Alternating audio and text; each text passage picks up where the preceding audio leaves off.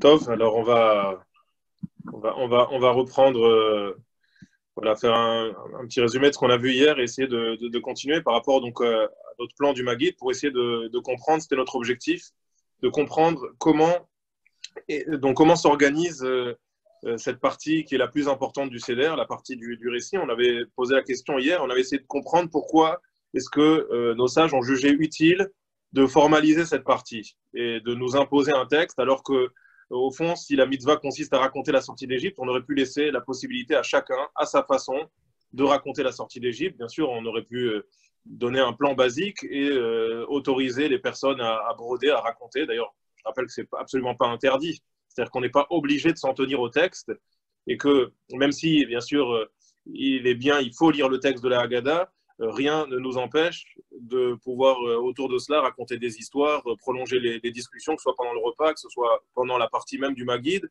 ou que ce soit plus tard dans la soirée.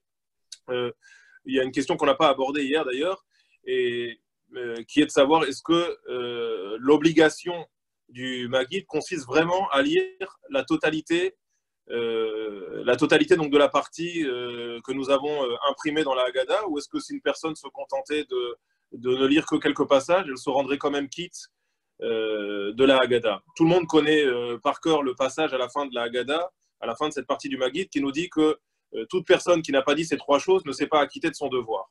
Donc a priori, pour s'acquitter de son devoir, il suffit de dire Pessah, Matzah ou Maror, il suffit de dire ces trois mots magiques, en même temps désigner sur le plateau du Seder à quoi ces objets font référence, éventuellement accompagné par l'explication qui est donnée par la Haggadah, la petite explication concernant chacune de ces trois choses, et on serait quitte. C'est une grande discussion entre les maîtres. Beaucoup pensent malgré tout qu'il est important de réciter le reste de la Haggadah. C'est vrai qu'à posteriori, on pourrait s'acquitter uniquement en ayant dit ces choses-là, mais vraiment notre objectif, c'est de comprendre pourquoi est-ce qu'il était nécessaire de mettre en forme ce récit et surtout comment est-ce qu'il a été organisé. J'ai dit vraiment, plus on le lit et plus on a l'impression que c'est décousu, qu'on a on a pioché des morceaux à droite à gauche qui n'ont rien à voir, je vous le rappelle, les uns avec les autres. On va trouver à la fois dans le texte de la Haggadah des références à des psukim, à des versets écrits, ou bien des versets de la Torah, ou bien des versets donc des prophètes, ou des versets des hagiographes, et à côté de cela, des morceaux qui ont été composés beaucoup plus tard. On va avoir les fameuses donc 4 questions du Manishtana, les 4 questions des 4 enfants, qui sont un mélange d'une rédaction qui est plutôt contemporaine avec des versets qui, eux, ont leur source dans la Torah, des chants, des moments qui incitent à l'espoir, mais en tout cas qui ont été composés, qui sont de composition beaucoup plus tardive. Donc, a priori, il n'y a absolument aucune cohérence dans la manière dont le texte est organisé.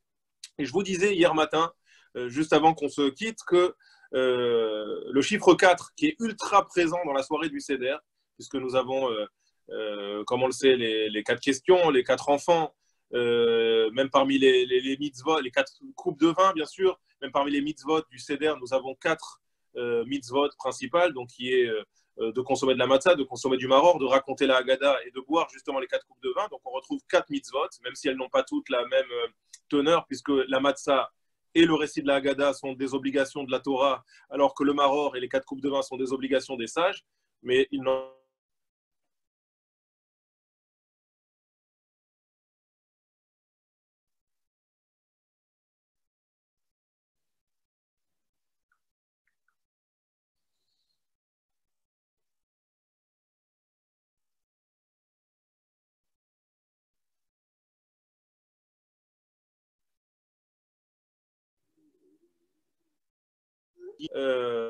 donc selon la logique qui est dictée ici par la Gemara, il y a une volonté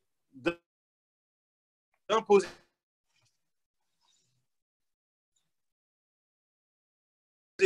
une question, donc de réflexion, et on l'a dit, ces éléments de réponse, eh bien, ne sont pas censés se suffire à eux seuls, ils sont censés nous inviter eux-mêmes à avoir une reconnaissance, c'est-à-dire à reconsidérer les choses et à pouvoir remercier Hachem. Donc, en gros, finalement, je pose des questions par rapport à la situation que je vis, j'amène des éléments de réponse qui montrent que, eh bien, oui, je suis parti de très très loin pour arriver à une situation qui est au fond pas si désagréable que ça et qui au contraire m'a permis de me construire, de me grandir. Et donc ça, on le fait aussi bien à l'échelle de l'histoire du peuple juif que à l'échelle à titre personnel. Et cette réflexion est censée m'amener à une reconnaissance, un remerciement d'Akadosh Baruch Hu qui va se traduire dans notre soirée du Seder par la récitation du Hallel. Première partie du Hallel, bien sûr, à la fin du Maguid, donc à la fin de ce récit, et deuxième partie du Hallel, après le repas, après avoir consommé la matzah, le maror, et après avoir accompli donc, les différentes mitzvot, on ne peut pas terminer la soirée du Seder sans ces louanges vis-à-vis d'Akadosh Baruch Hu. Et on a montré, donc c'est très intéressant, que ce schéma est parfaitement respecté dans le texte. Donc, on avait vu cette discussion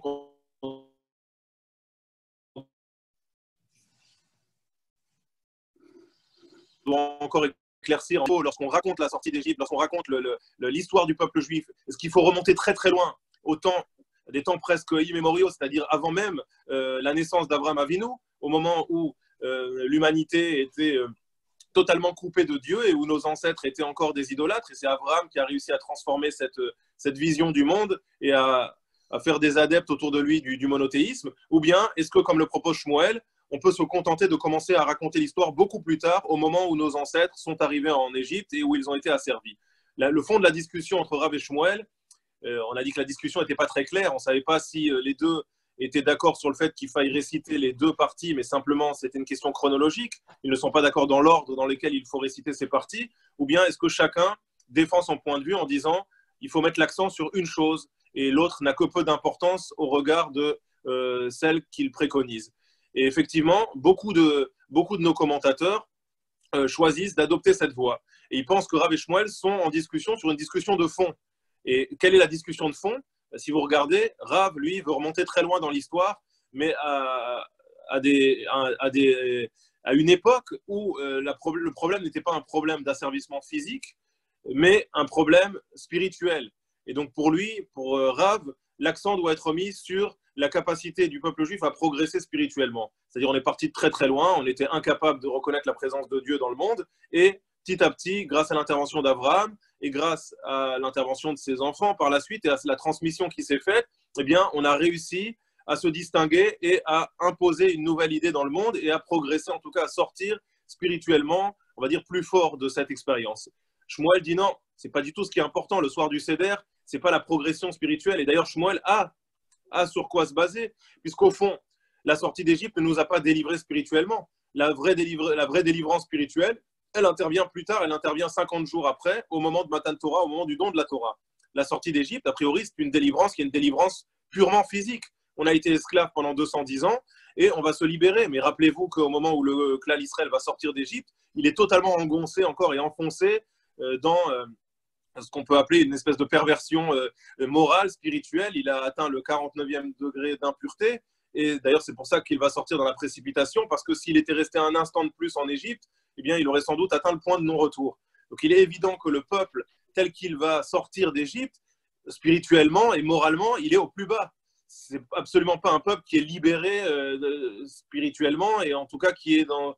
Alors oui, il a déjà commencé, on va dire, amorcé un travail de reconstruction qui va se poursuivre jusqu'à Shavuot, mais au moment où il sort d'Égypte, à ce moment-là, il est encore très très faible, et il est un petit peu comme un enfant qui a tout à apprendre de son maître, de ses parents. Et donc, on peut dire que tout cela penche plutôt en faveur de l'interprétation de Shmuel et de la position de Shmuel qui dit non, le soir du Seder, il faut se concentrer sur la libération physique.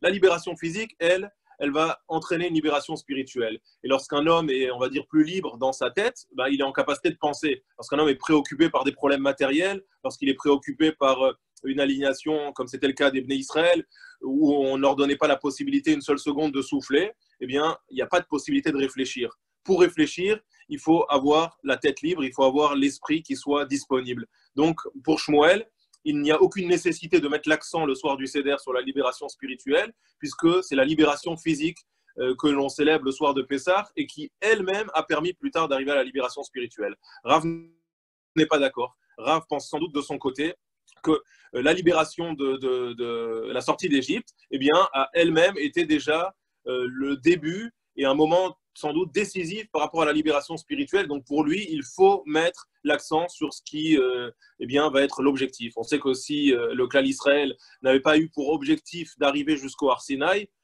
Ben, la libération, la sortie d'Égypte ne servait à rien. Et Moshe l'a dit clairement au peuple depuis le départ. Et il l'a dit à Paro. Il a dit notre objectif n'est pas juste d'aller se prendre l'air dans le désert. On n'a pas besoin d'aller se balader dans le désert. Il n'y a rien à faire dans le désert. On ne sait même pas comment se nourrir. L'objectif, c'est d'abord d'arriver au Har Sinaï pour, si on devient un peuple, il nous faut une constitution, il nous faut des règles et il nous faut des objectifs. Et dans un deuxième temps, bien sûr, pouvoir rentrer en Eretz Israël. Donc pour Rav, on met l'accent le soir du Seder sur l'objectif final. Shmuel est un peu plus pragmatique. Il dit non, il faut chaque chose en son temps. Le soir du Seder, l'accent doit être mis avant tout sur la libération physique. Et si on n'acte pas cette libération physique, si on ne comprend pas qu'elle est un élément indispensable pour pouvoir après se remplir spirituellement, on n'arrivera à rien. Et c'est peut-être un petit peu le sens aussi de ces questions que l'on pose. On a vu hier quelque chose de très intéressant, c'est que dans le Manishtana, on a dit si 3 questions sont en rapport direct avec le Seder, on a vu qu'une des questions, elle, a priori, n'a pas de rapport direct avec le soir du Seder. Et le fait que les Chachamim aient introduit des choses bizarres le soir du Seder, comme le fait de tremper 2 fois des aliments dans du liquide, c'était pas parce qu'il y a quelque chose de particulier qui s'est passé ce soir-là ou qui est en rapport avec la sortie d'Égypte, mais c'est vraiment pour susciter l'intérêt, pour susciter la question. Et c'est ce qu'on cherche à faire toute la soirée du Seder, à susciter les questions de la part des enfants ou de la part des gens qui sont autour de la table. Et j'ai une table, mais on avait vu qu'à l'époque de la Gemara, eh bien, chacun mangeait avec sa petite table devant lui. Et au moment du Manishtana, on sortait les tables. On enlevait les tables alors que nous n'avons pas encore procédé au repas. Et on avait vu cette discussion entre Abaye et son oncle Rabba, où Abaye, alors qu'il était un jeune enfant, avait demandé à son oncle, mais tonton, je ne comprends pas pourquoi est-ce que tu fais sortir les tables alors que nous n'avons pas encore mangé. Et Rabba lui a dit, mon cher neveu, je te remercie, grâce à toi, je n'ai même pas besoin de chanter le Manishtana, puisque tu as déjà posé la question. Tu as déjà commencé à t'intéresser à la soirée, et donc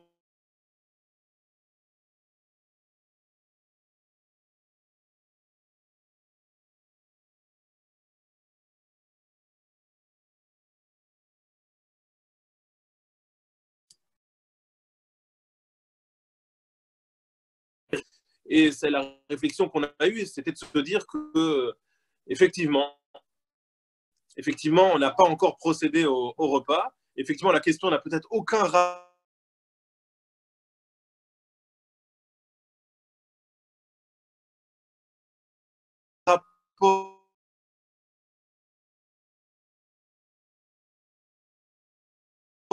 bête, comme le disent les Pirkei Avot, En Abaishan Lomed, celui qui a honte de poser des questions n'apprendra jamais, il ne sera jamais un savant. Il faut, pour s'instruire, et il faut pour progresser, être capable de poser des questions. Et la force du clan Israël, sa singularité, c'est sans doute de poser des questions sans pour autant que ces questions ne remettent en question sa pratique. C'est tout le sens du Naaseh Benishma, c'est-à-dire qu'on est capable tous les jours de poser des questions pour remettre en question, et pourtant à côté de cela, et réponse, et que nos questions ne doivent pas remettre en question notre pratique et notre capacité à rester attachés à notre tradition. Ça, c'est quelque chose de tout à fait singulier. Il y a beaucoup de gens qui ont des traditions où on pose des questions, mais ces questions-là, elles remettent nécessairement en question leur pratique. Nous, les questions ne conditionnent jamais notre capacité à continuer à s'inscrire dans la tradition et à reconnaître que nos questions, elles sont parfois justifiées, parfois peut-être un peu moins, elles sont toujours légitimes. En tout cas, c'est vraiment à mon sens, elles sont toujours légitimes. Et pour autant, eh bien, elles ne doivent pas remettre en question donc notre pratique. Ça serait donner trop d'importance à nos questions. Ça serait imaginer finalement que, au travers de nos questions, on est capable de remettre, de bouleverser les choses les plus essentielles et des choses qui nous échappent. Alors non, on n'est pas capable de les bouleverser. On a le droit de s'interroger, on a le droit d'être en attente de réponses, mais il faut avoir donc ce minimum d'humilité pour se dire que les réponses qu'on obtient ne seront pas forcément satisfaisantes et en tout cas qu'on mettra parfois des années et parfois plus qu'une vie pour pouvoir intégrer certaines choses. Donc, l'importance de la question. Et donc, pour rappeler donc, ce plan du Seder, eh bien, on commence effectivement, comme le dit la Gemara, par des questions. Manishtana, 4 questions. Donc, on retrouve encore le chiffre 4. Les 4 questions du Manishtana qui sont suivies donc par un premier élément de réponse qui est Avadim Aïnou. Donc, Avadim Aïnou le Pharo Bemitzraïm. On suit l'avis de Shmuel dans un premier temps. et on va rapporter donc ce texte qui nous dit nous étions des esclaves à Pharaon en Égypte, et on va commencer donc à raconter petit à petit l'histoire de la sortie d'Égypte avec donc un texte qui va se poursuivre par Maaseh de Rabbi Eliezer, par l'histoire de Rabbi Eliezer et Rabbi Yoshua, Rabbi Elazar ben Azaria, Rabbi Akiva et Rabbi Tarfon, donc qui étaient attablés et en train de discuter de l'histoire de la sortie d'Égypte. Et on termine, donc on a donné ce schéma, ce plan, question, réponse, ou en tout cas élément de réponse, et dans un troisième temps, louange à Dieu, reconnaissance de l'intervention d'Akadosh Baruch Hu. Et ça, eh bien, dans la première partie de la Haggadah, c'est très court. On va terminer cette partie-là en disant Baruch Hamakom Baruch Hu, donc loué soit Hachem, loué soit-il, Baruch Shenatan Torah Lamo Israël Baruch Hu, loué soit Hachem qui a donné la Torah à son peuple. Donc on a un plan qui est extrêmement clair. Question, Manishtana. Réponse Avadim Haïnou, avec donc élément de réponse avec le récit et la narration de la sortie d'Égypte, et reconnaissance, louange à Akadosh Baruch Hu, reconnaissance de sa grandeur avec le fameux Baruch Hamakom Baruch Hu. Deuxième partie de la Haggadah, qui suit exactement le même plan, Keneged Arba Banim Dibra Torah. On va introduire les 4 enfants, les 4 personnalités, avec donc leurs questions et les réponses que l'on apporte à ces enfants. Donc on voit que dans une symétrie presque parfaite avec le Manishtana, les 4 questions des 4 enfants eh bien, sont un écho au Manishtana. Elles viennent introduire de nouveau cette deuxième partie qui va exactement correspondre à la première, sur le même plan, avec question, récit et louange à Akadosh Baruch Hu. Keneged Arba Banim Dibra Torah, donc les 4 enfants effectivement posent 4 questions. La question du Chacham qui est Ma'edot Ve'achokim Ve'amishpatim, donc quelles sont ces fameuses lois que Hachem vous a données. La question du Racha qui se moque un petit peu en disant quel est ce travail et quel est ce sacerdoce qu'Hachem vous a imposé en s'excluant.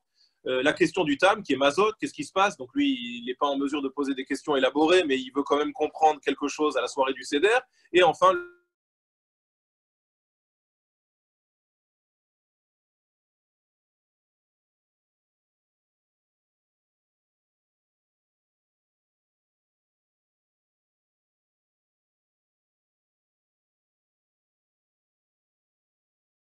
donc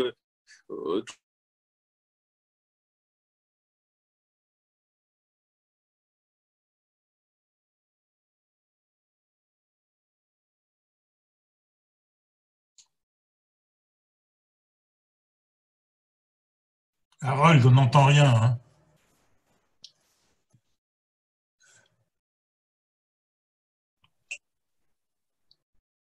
est-ce que vous m'entendez mieux? Là, ça va, ouais. Vas-y. Là, c'est mieux? Ouais. D'accord.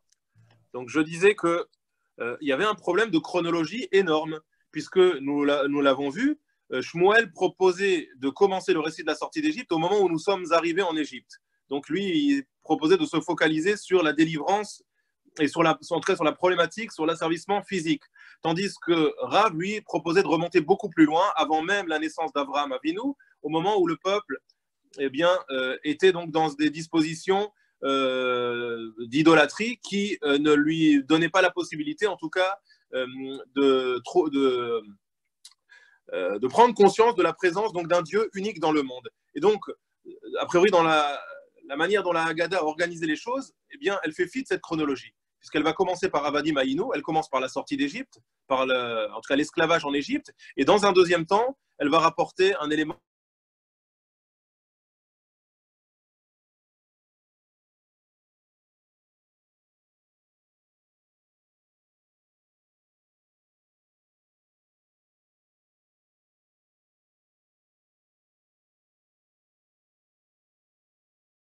sur euh, la nécessité de souligner.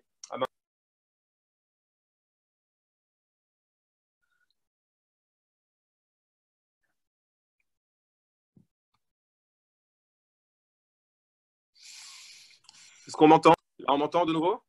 Ouais, là, ça va mieux, là, ouais. Bon, je suis désolé, vraiment, pourtant j'ai une bonne connexion. Je ne sais pas ce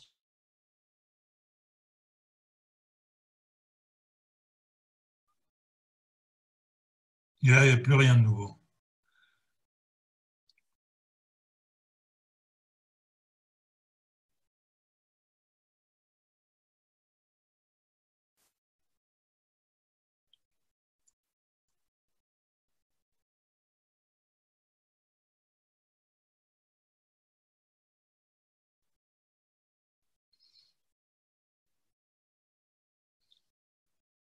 On n'entend rien là.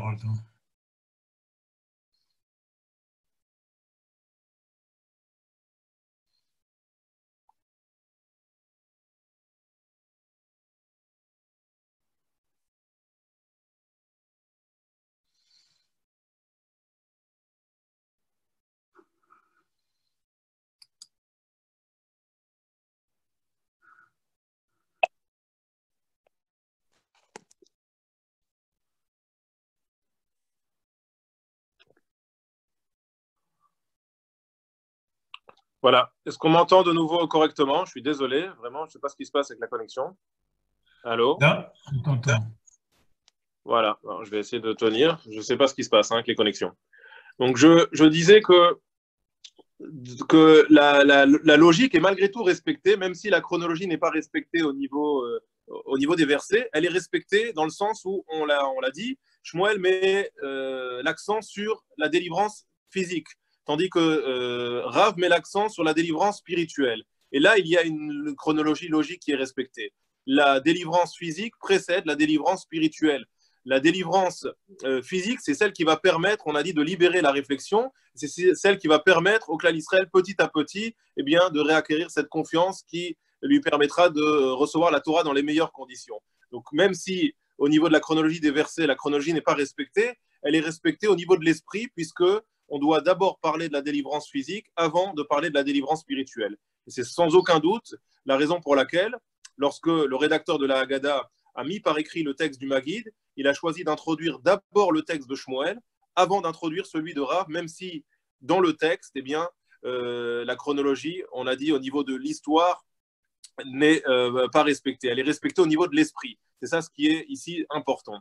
Et donc, lorsqu'on va introduire la vie de Rav avec son fameux récit de Mitrila, Ovde Avodazara, Ayo Avoteinu, que nos ancêtres au départ étaient des idolâtres, eh bien, on continue à respecter, on a dit, la même logique au niveau du schéma de la Haggadah, à savoir les questions, introduction par des questions, donc qui cette fois-ci ne sont plus Manishtana, mais les 4 questions des 4 enfants. Mais on a voulu quand même, malgré tout, qu'il y ait des questions qui introduisent le texte de Rav.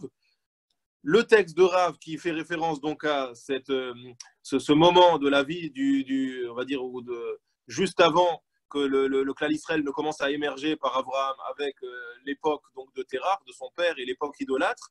Et également, donc dans un troisième temps, on l'a dit, puisque l'objectif est de nous amener à une reconnaissance et à une louange de Dieu, dans un troisième temps, eh bien, il y a donc cette fameuse louange avec le texte qui est Baruch Shomer Avtachato, et surtout, on va terminer avec la fameuse chanson que tout le monde connaît par cœur, qui est un moment toujours très émouvant le soir du Seder, le Veish et Hamda. Veish et Hamda que l'on chante en levant notre coupe et en remerciant Dieu de nous avoir donné la possibilité d'arriver jusqu'à ce jour, malgré toutes les épreuves que nous avons traversées, durant toute notre histoire, eh bien, nous sommes aujourd'hui en mesure de lever notre verre et de savoir que Hachem nous accompagne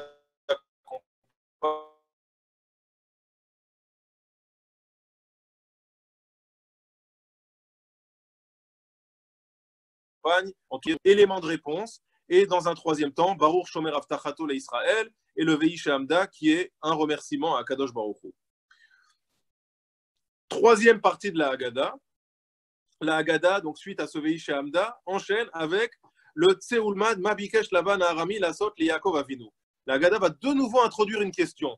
C'est intéressant. On avait parlé de la nécessité toujours d'introduire le texte par une question. Eh bien, là, le fait. Elle demande Ma bikesh Lavan Arami la sot le Yaakov Avinu. Qu'est-ce que Lavan Arami a cherché à faire à Yaakov lorsque Yaakov s'est enfui chez son oncle pour se protéger des sables? Eh bien, on le sait, Lavan a cherché à le pervertir, il a cherché à le tromper, et nous allons raconter à ce moment-là tous les déboires que le Yaakov a subis à ce moment-là et commencer à interpréter certains versets. Donc, on pose une question, et cette question est immédiatement suivie d'un récit. Elle est suivie d'une réponse, elle est suivie d'une partie qui, cette fois-ci, est extrêmement technique. Contrairement à ce qu'on a eu pour l'instant, où on était plutôt dans le récit, dans l'histoire, dans des choses qui sont vraiment accessibles à tous. C'est de l'histoire pure et des choses qui ne sont pas très, très compliquées. Là, la Haggadah se corse. À partir de la troisième partie, la Haggadah nous propose donc une lecture, on va dire, beaucoup plus technique, avec l'interprétation de versets qu'on va décortiquer et qu'on va essayer, mot par mot, d'interpréter en donnant donc des explications telles qu'elles sont rapportées par Rashi ou d'autres commentateurs, également introduire des versets des prophètes. Donc, on est dans une partie que souvent, d'ailleurs, dans les familles, on essaye de lire rapidement parce qu'on ne sait jamais trop comment expliquer cette partie et comment dire des divrei Torah sur quelque chose qui nous semble un petit peu déconnecté de la soirée et technique. Je vais tout de suite expliquer pourquoi cette partie était nécessaire. Donc là, on a une partie effectivement assez longue où on va interpréter tous ces versets. Et également, on va commencer un petit peu à épiloguer et à gloser sur le nombre de plaies qui se sont abattus sur l'Égypte. Est-ce qu'en réalité, il y avait 10 plaies ou est-ce que ces 10 plaies étaient 40 ou 50 parce qu'en réalité, dans chaque plaie, il y en aurait 4 ou 5. Donc, c'est ces fameuses discussions qu'on connaît tous, qu'on raconte le soir du Seder. Et également, essayer de comprendre combien de plaies il y avait au moment de l'ouverture de la mer Rouge. Et donc, on va rentrer dans des discussions très techniques et presque scientifiques, j'ai envie de dire, sur le nombre de plaies qui se sont abattues sur l'Égypte et un peu plus tard, au moment de l'ouverture de la mer Rouge, le nombre de miracles qui a eu lieu à ce moment-là. Et puis, le fameux Dam Tzfardea, on va donc énumérer les fameuses plaies. Et nous allons terminer ce récit. Donc, on continue après donc avec l'explication aussi de Rabbi Akiva. Et nous allons terminer cette partie, toujours la même logique. On a eu une question, on a eu une interprétation et une explication qui, cette fois-ci, était beaucoup plus technique que pour les 2 premières parties, mais qui reste malgré tout du récitatif et qui reste quelque chose qui est censé nous apporter des éléments de réponse par rapport à la question qu'on a posée. Et là, encore une fois, on n'y prête vraiment pas attention, mais dans un troisième temps, eh bien, nous avons de nouveau ce que l'on a dit tout à l'heure, c'est-à-dire un remerciement à Kadosh Baruch Hu. Question, réponse ou élément de réponse qui est censé nous amener à remercier Akadosh Baruch Hu et à prendre conscience de la chance que nous avons de nous trouver là où nous sommes et dans la situation dans laquelle nous sommes. Et nous allons chanter donc la fameuse chanson du Dayenu. Ilu Otzianu Ma'mi Mitzrayim Velo Asa B'hem Shvatim Dayenu. Si Hachem n'avait fait que cela avec nous, ça nous aurait suffi. Si nous avait uniquement fait sortir d'Égypte sans nous donner la manne, ça nous aurait suffi. S'il nous avait même pas donné la Torah, ça nous aurait suffi, etc. On va enchaîner donc toutes ces louanges à Kadosh Baruch Hu en disant on apprend à se contenter. Voilà notre force en essayant d'avoir du recul sur les événements, sur les choses. Et c'est l'objectif du Seder, c'est de nous faire prendre conscience qu'on est parti de très très loin, qu'on n'est peut-être pas arrivé très loin, mais en tout cas qu'on a progressé et qu'on doit se contenter, on doit apprendre à se satisfaire de notre situation. Et c'est ce qu'on va exprimer ici au travers de ce chant où on dit finalement même un seul des 15 bienfaits dont Hachem nous a gratifiés après la sortie d'Égypte nous aurait suffi. Et s'il n'en avait fait que 2 et pas 3, ça nous aurait suffi, 3 et pas 4, etc. Et c'est un chant qui est vraiment très très fort et qui exprime quelque chose de très très profond. Et enfin, 4e partie du Seder, nous arrivons à ce fameux moment qui est un moment essentiel, puisque Rabban Gamliel va nous dire quiconque n'a pas été capable de prononcer ces 3 mots le soir du Seder ne s'est pas acquitté de son devoir. Donc a priori, on a presque l'impression qu'on pourrait se contenter uniquement de réciter cette partie, ce que je disais en introduction du shiur tout à l'heure. Est-ce qu'on peut se contenter de cette partie? Sans doute qu'a posteriori, on s'acquitte si on n'a récité que cette partie, mais on va voir tout de suite que ce n'est pas pour rien que la Haggadah nous a proposé un récit qui est plus long. C'était vraiment à dessein et c'est dans le but de faire passer un message qu'on va tout de suite expliquer. Mais laissez-moi donc de nouveau vous montrer en quoi cette 4e partie, donc vous voyez que c'est incroyable cette symétrie qui existe le soir du Seder et ce chiffre 4 qui revient même à l'intérieur du Maguid. Même là où on ne le voit pas, eh bien, le chiffre 4 est encore présent. Nous sommes capables de découper le récit du Maguid en 4 parties distinctes. 4e partie, donc c'est la partie de Rabban Gamliel qui nous dit il faut dire 3 choses le soir du Seder, Pessah, Matzah ou Maror. Et on va désigner chacune de ces 3 choses. Pessah, et là, encore une fois, on pose une question. On l'a dit, systématiquement, introduire notre récit par des questions. Eh bien, c'est le cas. Pessah, Shayu Avotenu Ochlim Bizman Shebet Hamikdash Hayakayam, Al-Shumma.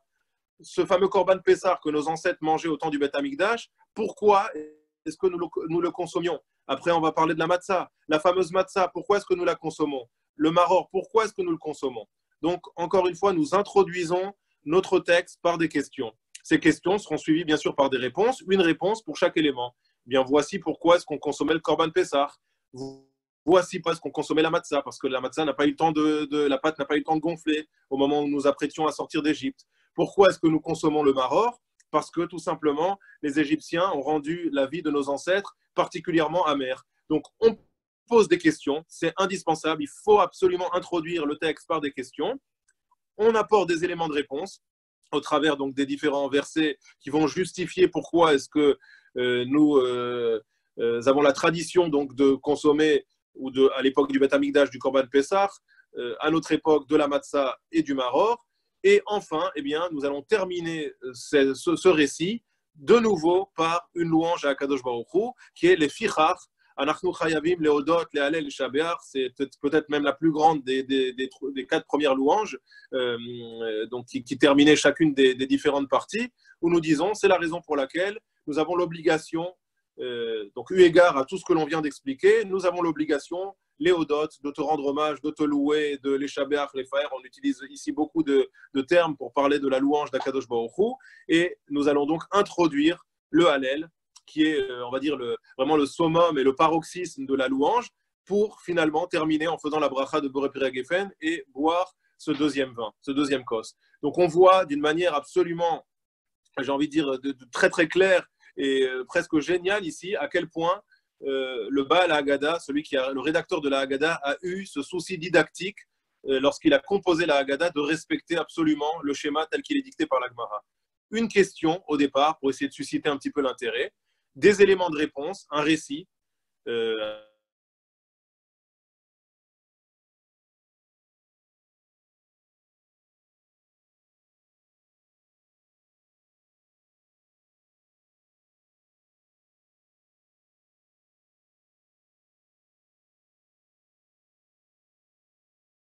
Et de nous amener à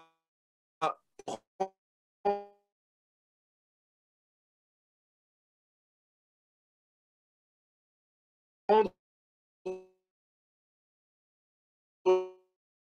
conscience qu'il est. Pourquoi est-ce qu'il y a eu nécessité de décomposer ce texte en 4 parties? Pourquoi est-ce qu'on ne s'est pas tout simplement contenté de ne garder qu'une seule partie? On aurait eu notre schéma parfaitement respecté, question, réponse, récit, et Avadim Hayinu, eh bien, nous permet déjà de toucher à la problématique de l'Égypte, de l'esclavage en Égypte et de la manière dont on est sorti de cet esclavage.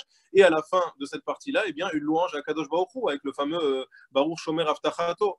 Baruch Hamakom Baruchu, béni soit Kadosh Baruchu, béni soit-il. Pourquoi avoir besoin de répéter ce schéma à 4 reprises, comme si on n'était pas sans ces 4 parties?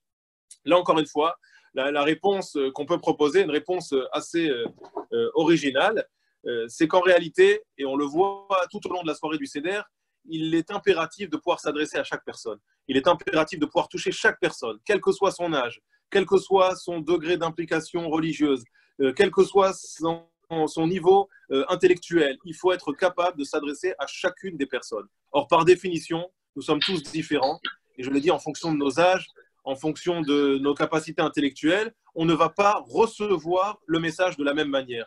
Donc, si on veut toucher tout le monde, il faut s'adresser à chacun, et s'adresser à chacun en fonction de ses propres clés de compréhension. Et regardez à quel point c'est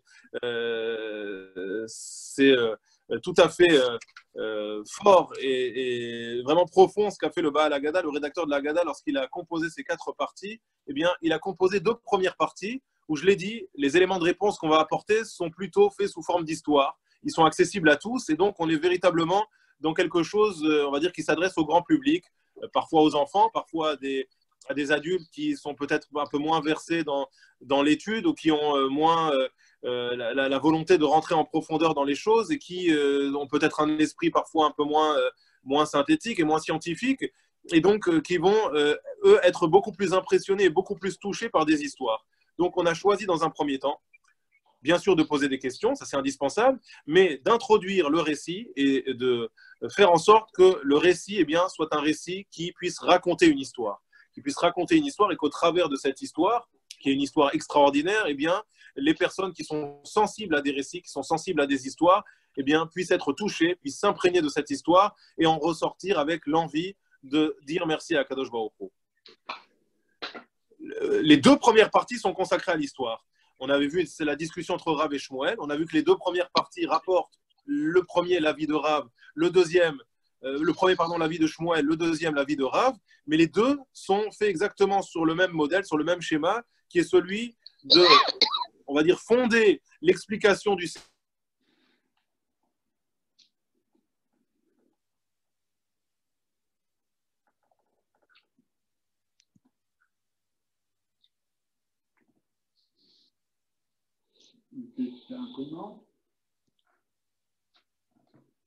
fois. Pourquoi? Pardon, parce que Rav et Shmuel n'ont pas la même approche. Rav a une approche, on a dit, qui met l'accent physique. C'est la raison pour laquelle, même si dans les deux cas, eh bien, c'est une histoire que l'on va raconter, cette histoire ne touche pas à la même problématique. Donc, il y avait nécessité de rapporter ces deux parties, celle de Rav et celle de Shmuel. Souvent, on lit très rapidement le soir du Seder parce que c'est une succession de versets avec des explications sur chaque mot, avec des comptes après qui sont très techniques sur le décompte des plaies, et donc une partie a priori qui s'adresse à des gens qui, eux, eh bien, ont besoin de rentrer un peu plus profondément dans les choses. Et là, eh bien, on en connaît. Oui, il y a des gens qui, pour intégrer les choses ou pour les accepter, ont besoin qu'on leur apporte des preuves. Il y a des gens qui ne vous croiront jamais sur parole, qui vont vous dire, mais là, tu me racontes des histoires. Moi, on ne me raconte pas d'histoires. Moi, si tu veux me toucher le soir du Seder, si tu veux me donner la possibilité d'évoluer avec toi ou de me remettre en question, eh bien, il me faut du lourd. Il faut que tu m'apportes des preuves. Il faut que tu me démontres en quoi cette histoire s'est déroulée de telle ou telle manière, avec des versets, avec le commentaire de ces versets, pour répondre à la problématique de ces gens qui, eux, sont des lames d'anime, sont des gens qui ont absolument besoin de rentrer en profondeur dans les choses. Ont absolument besoin de rentrer en profondeur dans les choses s'ils veulent être en mesure de pouvoir les intégrer correctement et de pouvoir donc arriver, on l'a dit, à cette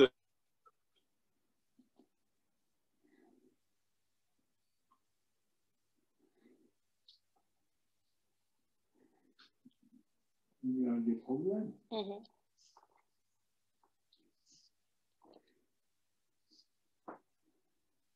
symbolisé par l'os, et donc en premier lieu le Korban Pessah, l'os, dans un deuxième temps la matzah, et dans un troisième temps les herbes amères, le maror. Mais on va les montrer, ces choses-là. Au-delà du Korban Pessah, qui lui n'a bien sûr que l'on ne soulève pas parce que l'os n'est qu'un symbole et il ne remplace en aucun cas le Korban Pessah. Il est simplement là comme je l'ai dit, comme un symbole et comme un signe qui est là pour rappeler le souvenir du Korban Pessah, mais sûrement pas en contrepartie du Korban qui n'existe plus aujourd'hui. Les autres objets, on les soulève. La matzah, on la prend du plateau, on la prend dans ses mains et on la montre à l'assemblée. Le maror, on va le prendre dans les mains et on va le montrer à l'assemblée. Donc là, la quatrième partie, elle fait appel à une dimension qui est, on va dire, encore plus terre à terre, encore plus pragmatique. Ce sont les gens qui ont besoin de faire l'expérience de quelque chose pour pouvoir être bouleversés. Vous avez des gens qui vont être bouleversés par une histoire, d'autres qui vont être convaincus ou qui vont être bouleversés par des explications techniques, par des démonstrations scientifiques.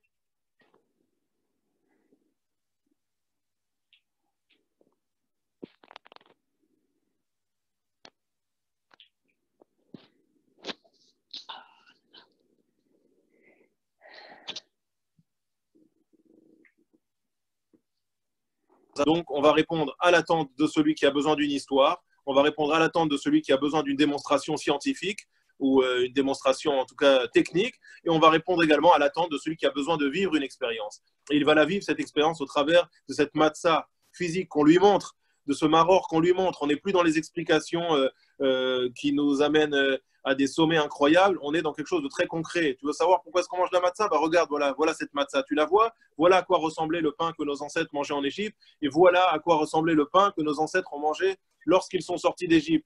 Parce qu'il n'a pas eu le temps de gonfler. Voilà ce que ça a donné. Tu as besoin d'images fortes pour essayer de te remettre en question. Eh bien voilà, tes images, tu les as, elles sont devant toi, et j'espère en tout cas qu'elles pourront exercer chez toi cette remise en question, cette capacité à terminer le Seder avec moi en chantant le Hallel. Donc voilà un petit peu la manière dont va se composer ce Seder avec ces fameuses 4 parties qui respectent donc systématiquement, on l'a dit, ce schéma vraiment indispensable. Question dans un premier temps, éléments de réponse dans un deuxième temps, et ces éléments de réponse qui donc nous font partir de très très loin pour nous faire arriver beaucoup plus loin, eh bien, nous permettre d'arriver à remercier Akadosh Baruch Hu parce que eh bien, on est capable de faire la différence, comme l'explique le Maharal le Maharal dit qu'il faut souvent partir de très très loin et souvent comparer donc les opposés pour pouvoir prendre conscience de quelque chose. C'est en mettant une chose à côté de son opposé qu'on est capable de prendre conscience véritablement de la valeur de la chose.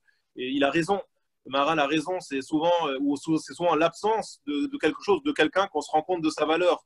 Donc, c'est ce qu'on fait le soir du Seder. Volontairement, on part de très très loin, on n'hésite pas à rappeler les moments les plus difficiles pour créer un petit peu ce décalage et pour montrer à quel point, eh bien, on doit être capable de mettre ces choses-là en perspective et de se rendre compte qu'il ne nous reste plus qu'à rendre hommage à Kadosh Baruch Hu. Et on l'a dit, ça se fait au travers de 4 parties, puisque ces 4 parties répondent à des problématiques différentes en fonction de nos personnalités. On ne ressent pas les choses de la même manière, et donc il y avait cette nécessité absolument de s'adresser à chacun d'entre nous. Donc voilà pourquoi est-ce que le Baal Haggadah a jugé nécessaire, le rédacteur de la Haggadah a jugé nécessaire de faire un texte aussi long, d'introduire ces 4 parties.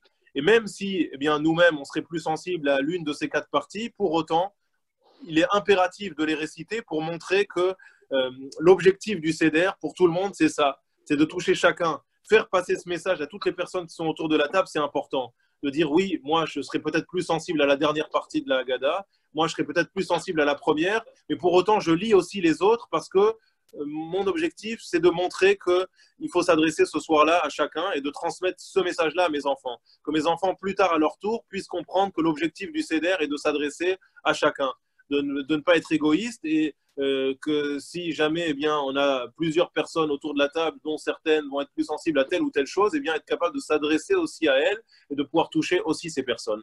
Donc voilà un petit peu la manière dont on va appréhender le récit du Maggid ce soir. J'espère que enfin, le soir du Seder, j'espère que le schéma sera vraiment maintenant beaucoup plus clair pour chacun. Et surtout, donc, ne pas hésiter, je dis, à étoffer cette soirée du Seder et ce moment du Maggid par justement des choses qui vont toucher les personnes.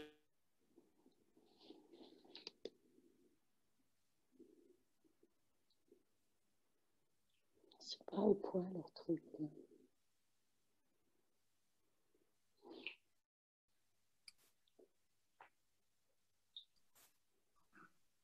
Qui sont là et avoir donc un Seder, on va dire, qui est en adéquation avec son public et pas en adéquation avec soi-même. Et ça, c'est souvent un peu le piège. On a beaucoup d'ivrei Torah à dire, mais qui ne correspondent pas forcément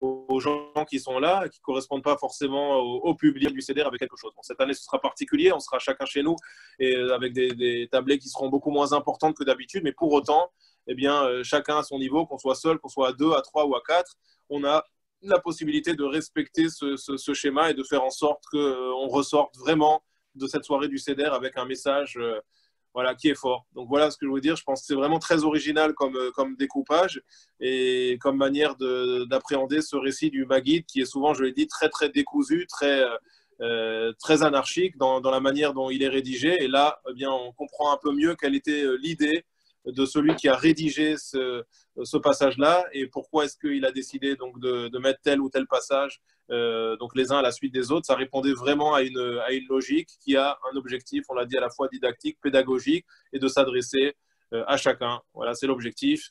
Merci beaucoup. On se retrouve